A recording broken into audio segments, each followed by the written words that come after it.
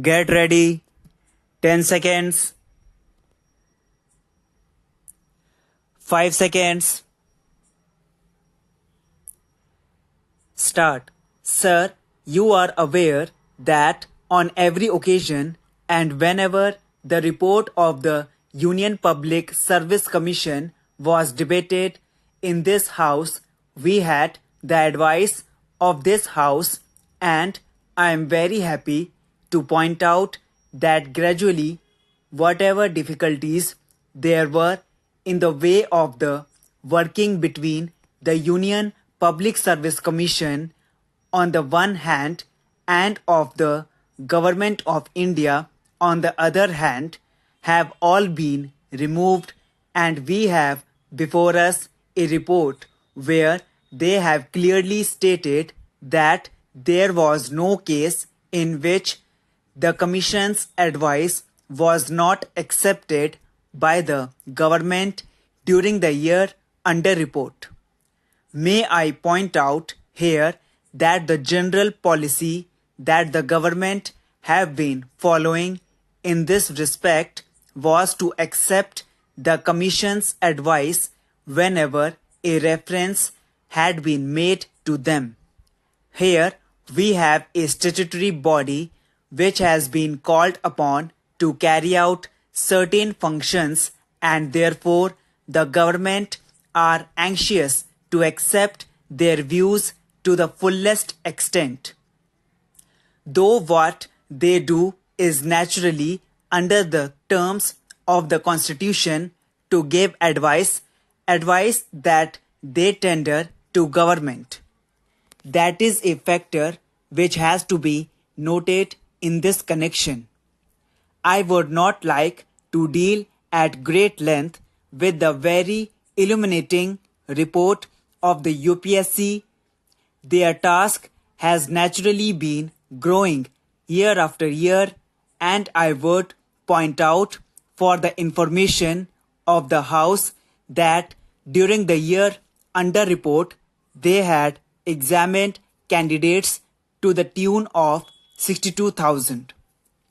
So many candidates had appeared at various examinations. There are a number of services, 12 in all, so far as the central services are concerned, and 2 all India services are also concerned. In respect of them, we have a competitive examination held every year, and we accept their recommendations and make appointments thereupon. They have pointed out that in this year the number has increased by 6,000 over the number for the last year. They have also further dealt with the lists of qualified candidates that they had supplied. Incidentally, we might also note that the number of scheduled caste and scheduled tribe candidates has been increasing, though I must confess that it is increasing at a slow pace. This question was discussed by this House the other day when there was a debate on the report of the Commission. I might also point out incidentally in this connection that the Government of India had requested and the Allahabad University has agreed to have tuition classes for intending candidates for these examinations. To a certain extent, their number has been rising. It is hoped that some of the other universities also, in the South in particular, will come to the aid of the Government of India and start such tuition classes, because we are anxious that their number consisted with the maintenance of proper standards of efficiency ought to increase to the extent that it is possible. That also may be noted in this connection. The report has also pointed out how the number of candidates has been increasing in great proportions. They have also stated that the highest number in this respect of candidates appearing for the examination is at Delhi proper, where about 90,000 candidates, they say, have to appear for the examinations at different centers. That is the reason why they have made a proposal that the government should provide for proper or suitable or adequate halls for this purpose. All the examinations are not held at the same time, and government will consider this question in as much as the UPSC has recommended this problem. I merely pointed out how the problem is a great problem and it has to be dealt with as satisfactorily as possible. In the course of their report, they have made other complaints, not the complaints about the non-acceptance of their advice, but they have incidentally made some complaints on certain other grounds.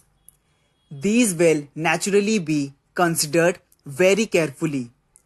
I may point out to this House that we are always anxious to make all possible attempts for the purpose of removing all complaints, because on that depends the efficiency of our services. The manner in which and the extent to which there is absolutely smooth working and relations between the UPSC on the one hand and the Government of India on the other, to that extent efficiency is bound to increase in the services. Therefore, these complaints that have been made by the UPSC in their latest report will always be examined, and I am quite confident that the House will agree that these complaints will receive due consideration. The complaints are, as I have stated, under various heads.